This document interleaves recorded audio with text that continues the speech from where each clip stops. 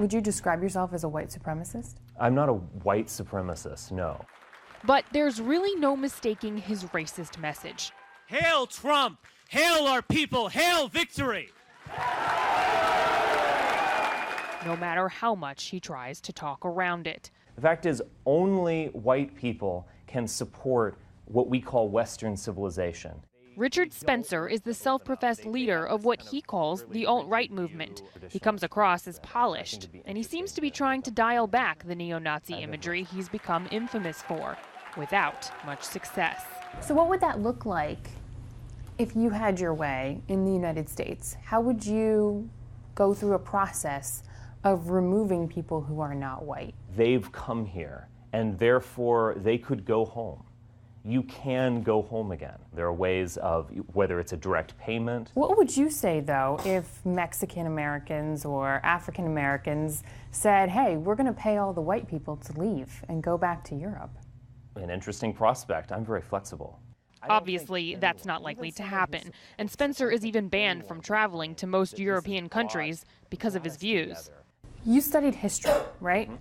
A lot of people, the reason they don't like you is because they have studied history too, and they see a lot of the things that you say as being very similar to Hitler and other leaders who were responsible for mass genocide. I find this all very amusing, and this is the social justice warrior who will say, you're literally Hitler. And yes, I've heard this. We all live in the shadow of Hitler. Do you think he was right? Do you agree with his point of view? No, I think Hitler, in a way, now is history. He did many things that are absolutely terrible that I would never support.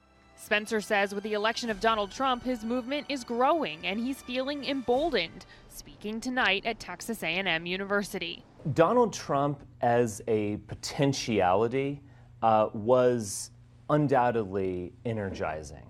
And what I mean by that is that the Donald Trump campaign was the first time in my lifetime that an identity politics for white people was on the scene.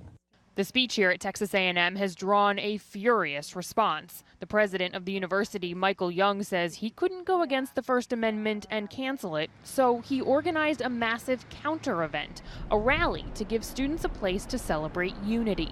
Well, I think these people represent something that is so antithetical to what I believe. I think their ideas are just simply reprehensible and abhorrent. So why not just ignore him?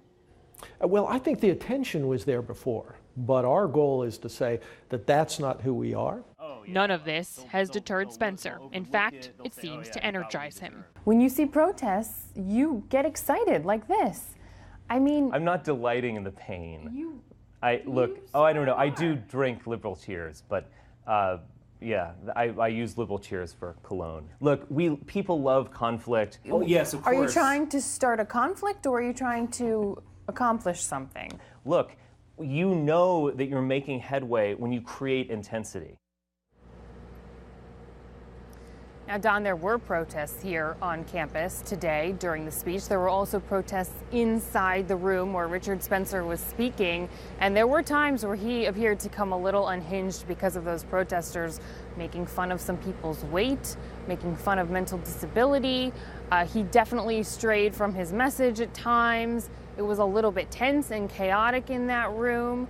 At one point, protesters and people who were clearly there in support of Richard Spencer lined up face to face, and it looked like a fight might break out. One didn't, but police had to come in and separate the groups and make everyone sit back down. All in all, though, there weren't more than a dozen people inside that room who were there to listen to Richard Spencer because they supported him, Don.